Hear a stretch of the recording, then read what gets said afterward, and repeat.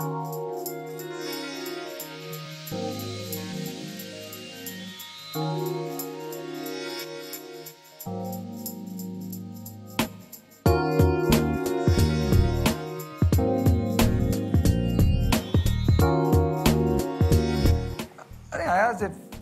there's just more options now. I think, when I grew up, and it's very hard for me to be judgmental on the kids of today. And I think it'd be very unfair for me to be that, because when I grew up, if I wanted to be a successful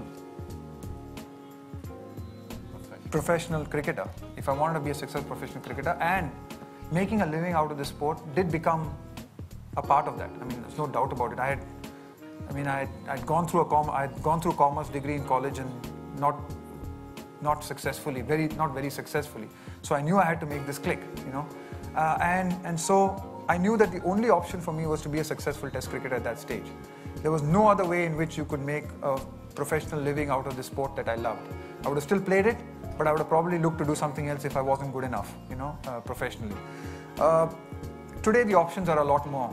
I think people have that option of not necessarily playing Test cricket, but still making a living out of the game.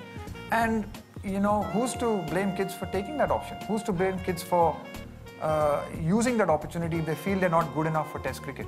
If they're not good enough for Test cricket, I'm sure they'll feel, look, at least I need to make a living out of this game. Let me at least play this, which is giving me some money. So I don't want to judge them on that, but I'd like to challenge them. And I think that what I'd like to tell young kids is that the greatest satisfaction you're going to get is from actually playing Test cricket and playing in some of these great stadiums across the world.